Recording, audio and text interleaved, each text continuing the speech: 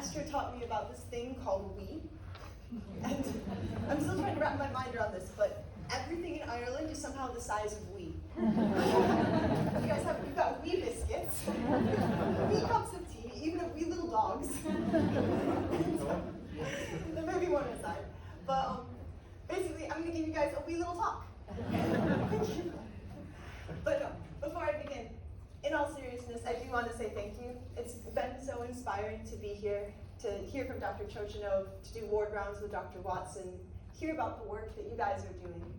And so you've already shared so much with me, and I want to share something back with you.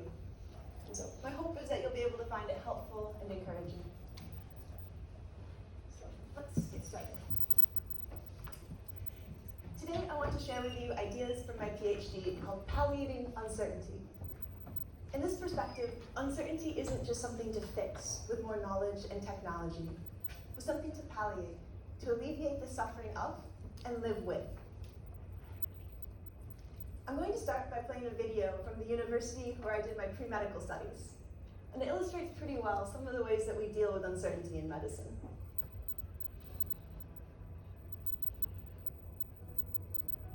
People want cures,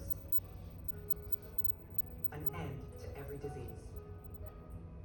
And so we explore, we look further, we advance and iterate and wrestle the unknown until something new emerges.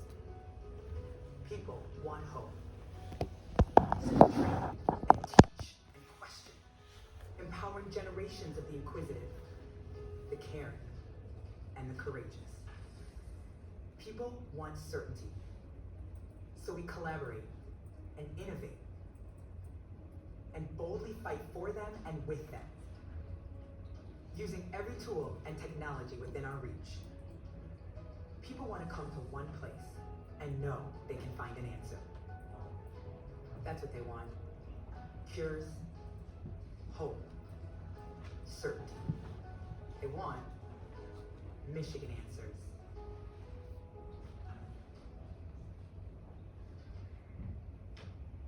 The message of Michigan Answers is that uncertainty is something to fight, and something must be wrong if uncertainty surrounds you.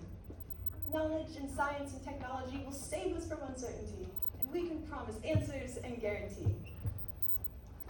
We have a lot of myths in medicine, and one of them is about science, that science gives us certainty. But what is the actual experience? Patients with life-defining illnesses turn to doctors and medicine looking for answers, and instead find a messy, entangled world of conflicting voices, unknown causes, and indeterminate futures. Medicine's uncertain for doctors, too. Dr. David Eddy writes, "Uncertainty creeps into medical practice through every pore. Whether a physician is defining a disease, making a diagnosis, selecting a procedure, observing outcomes, assessing probabilities, assigning preferences, or putting it all together, he's walking on very slippery terrain. It is difficult for non-physicians, and for many physicians, to appreciate how complex these tasks are, how poorly we understand them, and how easy it is for honest people to come to different conclusions." We spend a lot of time in end-of-life care talking about doses of opiates and pregabalins and how to help people find meaning at the end of life, but we don't talk about uncertainty, and especially the ways we deal with it. And actually, studies show that uncertainty is dealt with rather poorly through over-treatment, over-investigation, and over-medicalization. Palliative care is a specialty of alleviating suffering, and much suffering is caused by uncertainty, and especially the ways that we deal with it. I'll let you read this quote by William James. You may have felt this way before.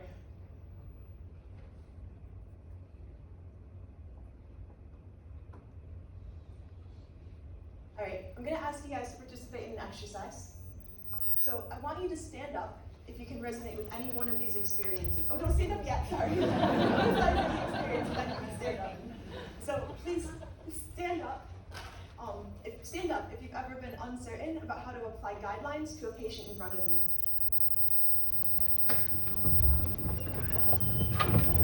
You guys aren't all allowed to stand yet. I've got more questions. Okay, stand up if you've ever read conflicting studies or gotten conflicting advice and just didn't know who to believe. you're on scan, you can raise your hand if you want. Stand up if you've ever been unsure if a treatment was making a patient's life better or worse. If you've ever been unsure about a patient or family's motivation or agenda. If witnessing a patient's story has made you ask questions about your own life and meaning. And if you've ever seen anything in your practice, some people might even call miraculous. So here's my point. Basically everyone is standing. And uncertainty is part of our job. If you feel uncertain as you practice medicine, it might just mean that you're normal. So go ahead and sit down. So that being said, we go about our day not too fussed about all this uncertainty. We follow the algorithms and the protocols. We can be unsure about the diagnosis, but still pretty clear about the plan. And I think there's something about acting that palliates uncertainty. Those in palliative care might already know this, but the Latin root of the word palliate, it means to cloak. And to cloak can mean to hide and cover, like the scary image. But to cloak also can be to enfold and hold and wrap around, the way that a warm blanket can cloak and comfort. And I think there's something about acting that can palliate uncertainty in both senses of cloaking. So I don't have Michigan answers for you today. I'm sorry to disappoint. I'm actually from Michigan, which is, but I am here to speak about a philosophy of uncertainty, and it's by William James. He was the father of modern psychology and father of a philosophy called American pragmatism.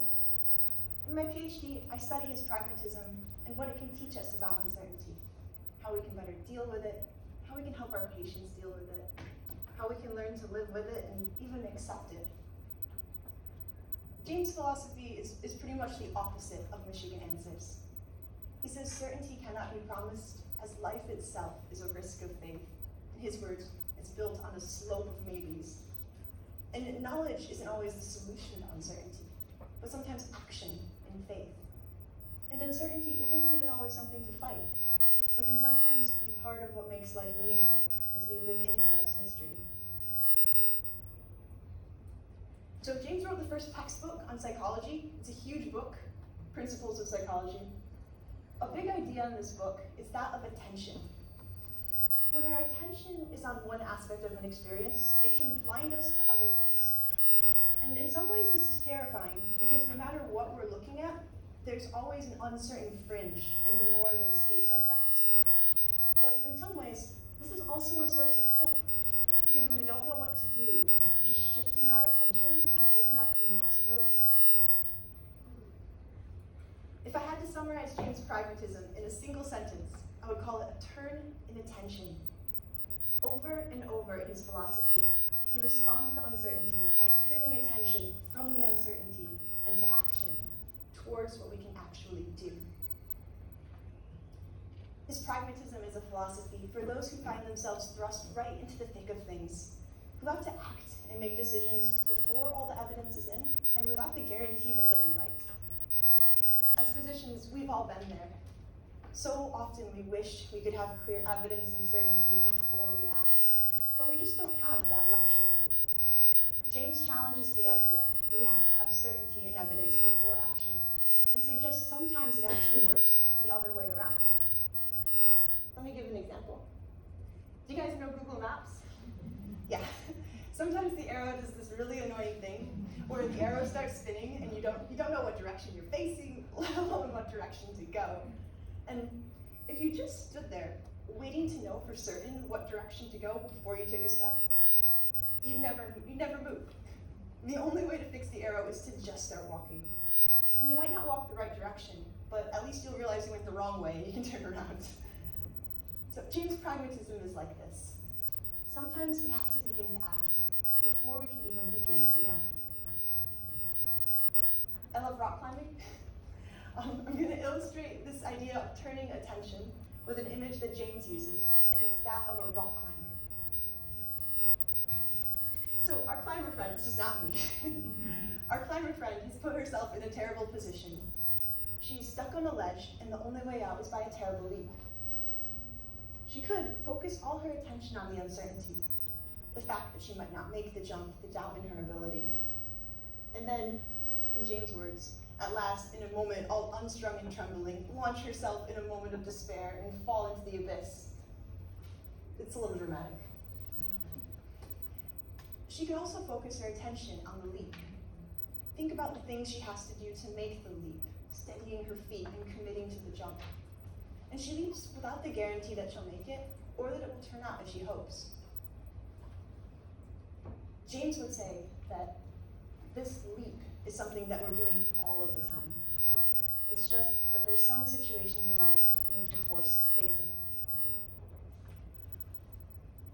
This is a quote from an essay he has on religion, and it's called The Will to Believe. He says, "In all important transactions in life, we have to take a leap in the dark. We stand on a mountain pass in the midst of whirling snow and blinding mist, through which we get glimpses now and then of past which may be deceptive. If we stand still, we shall be frozen to death.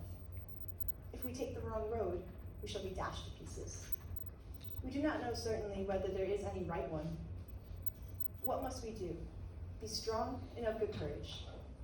Act for the best, hope for the best, and take what comes. If death ends all, we cannot meet death better." A friend came to me recently because his father was dying from cancer, and he didn't know how long his father had left to live. Days, weeks, months. So we sat together and I listened for a while.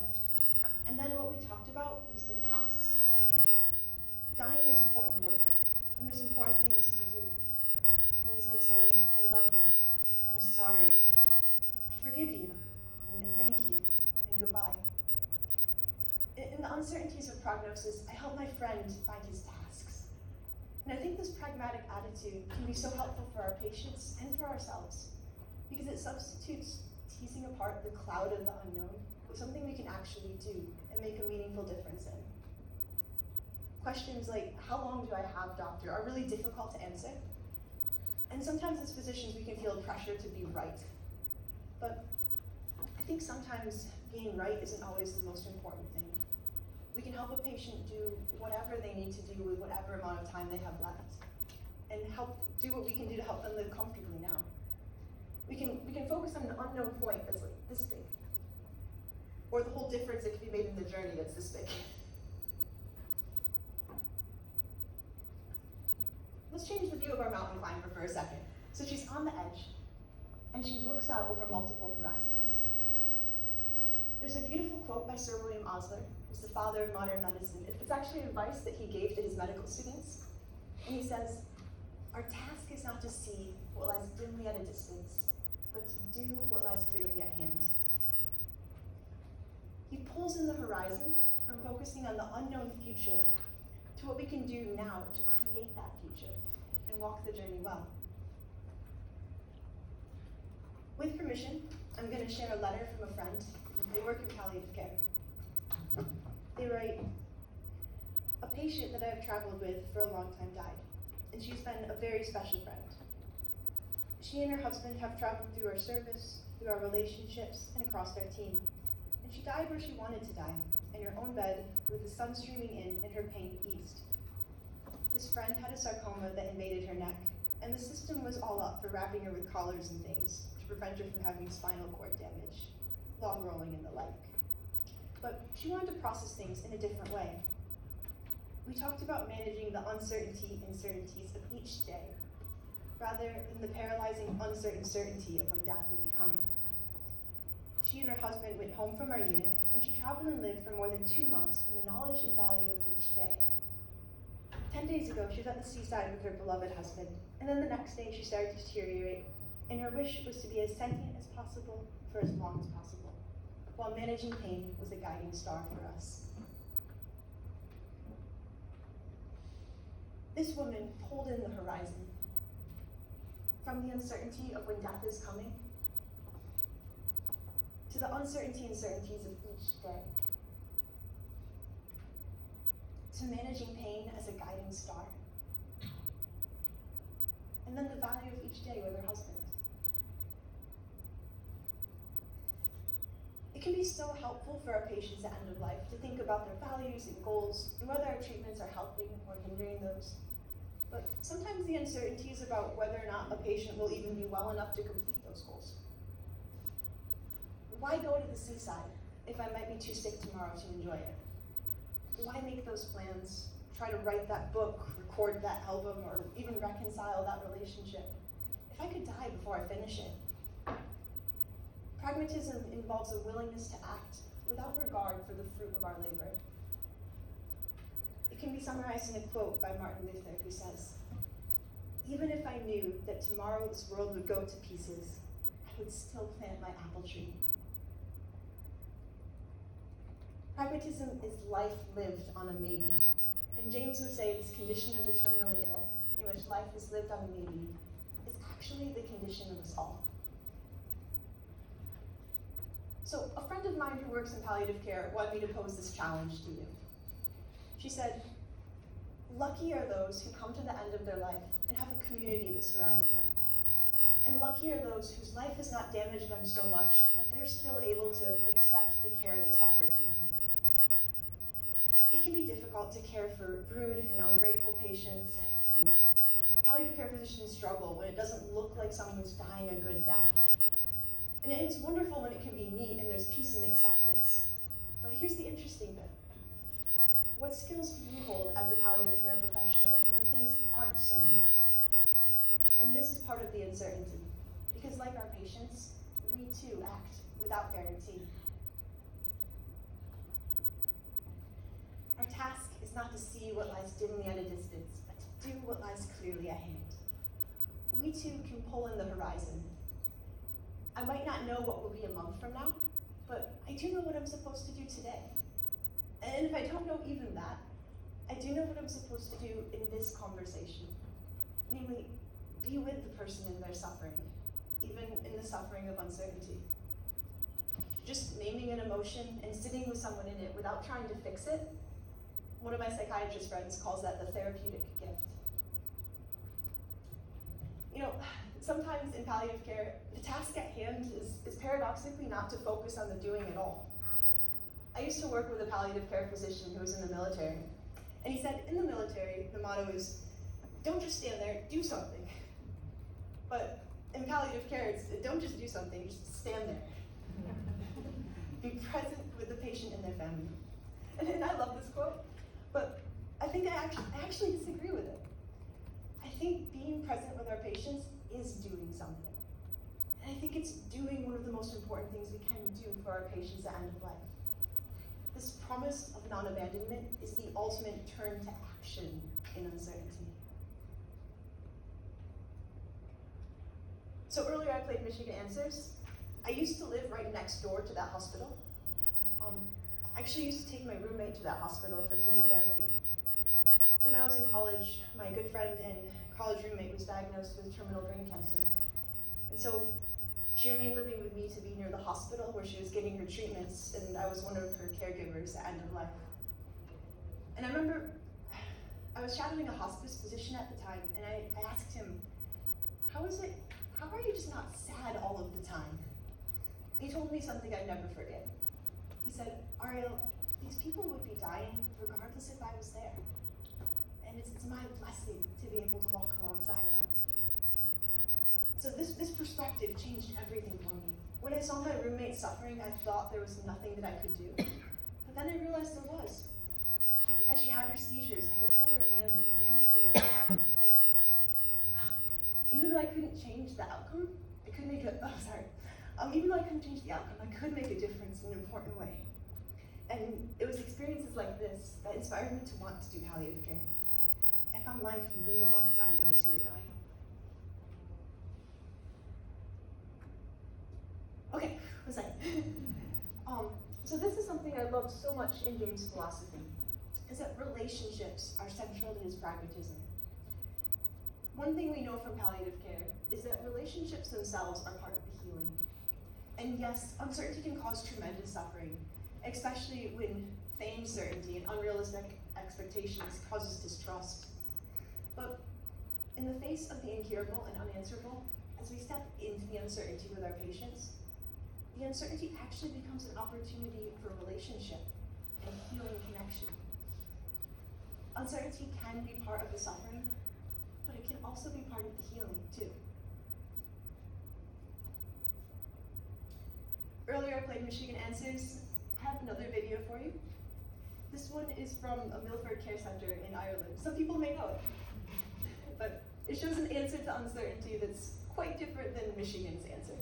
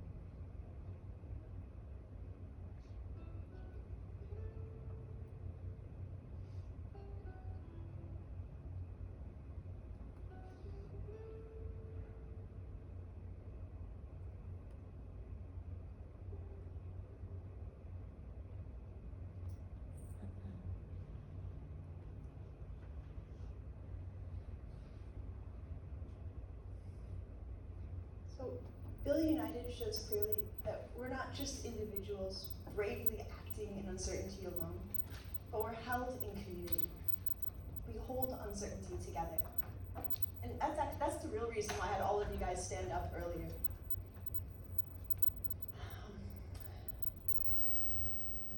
I'm going to share something personal. So, when I was in my 20s, I suffered a traumatic brain injury, and I was given a terrible diagnosis at the time. I was told that I was either going to continue to deteriorate, losing my cognitive and physical abilities, or suddenly die unexpectedly at any moment. And I remember as I grieved and prayed, I realized something. I realized that everyone who lives long enough will lose their cognitive and physical abilities. And everybody dies, and no one knows when that will be. I realized I wasn't different than anybody else. And I didn't want to live like I was dying. I wanted to live like I was living. And so, in the uncertainties of each day, I clung to a meditation from the Book of Common Prayer. And it says, "Today is another day, O Lord, and I know not what it will bring forth, but make me ready for whatever it may be. If I am to stand, help me to stand bravely. If I am to sit, help me to sit quietly. If I am to lie low, help me to lie patiently. And if I am to do nothing, let me do nothing gallantly." In this time, my priest came to anoint me, and he told me, "Ariel, God is sovereign." And so I turned my attention from the uncertainty to action. All I could do was trust God. And this is what I held on to as I was held by a community that came around me. My mother, my family, my friends, my school, church, physicians, healthcare workers, other patients. They became like a cloak of comfort around me. And even though they couldn't take away the uncertainty, their presence palliated it more than the chasing of probabilities ever could.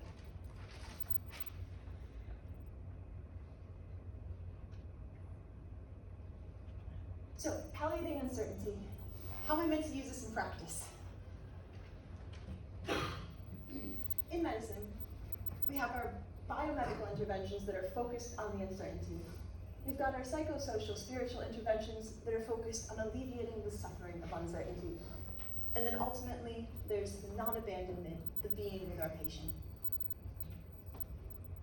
In medicine, our default is to focus on the uncertainty, target the biomedical interventions, and treat everything else as a consolation prize when we don't have anything biomedical to offer.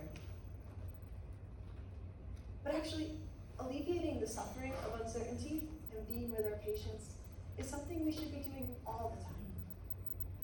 What I want to do is, I want to expand what it means to act.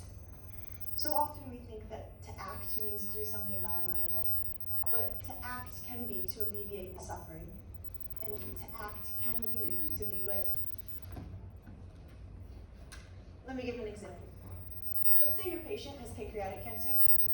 We can order the CA19 markers and we can monitor the progression with CT imaging. But this doesn't alleviate the suffering of uncertainty. Even just waiting for test results can be excruciating. And so there's other things we can do. We can help a person draw on their religion and spirituality to cope. We can involve patients' family and communities in their care. We can give them skills for managing the anxieties. We can even allow for uncertainty when it's providing hope. And then there's the being with our patient. Practically, this involves listening, the presence that Harvey spoke about. It's something like, we've seen this before, sometimes this happens, sometimes this. We have plans in place for each, and no matter what happens, I and my team will be with you through this. And at the end of the day, our biomedical interventions actually are ways of alleviating the suffering of uncertainty. And both of these things are ways of being with our patients. I think that palliative care provides such a helpful model for dealing with uncertainty because it doesn't discount the value of our knowledge and technology. We use the best science and resources we have to care for our patients at end of life. But the goal isn't to remove uncertainty. The goal is to alleviate the suffering of uncertainty and to help people live, even flourish, in the midst of uncertainty. And this is important. Psychiatrists, psychologists, chaplains, everyone, this is where we need you. We need you to help teach patients and physicians the skills that you're experts in for alleviating the suffering of uncertainty. So overall, palliating uncertainty is a turn of attention. It's turning attention from the uncertainty to the patient and what we can do to care for them. In practice, it might look like saying, honestly, here's what we don't know, but here's what we can do. And I and my team will be with you through this.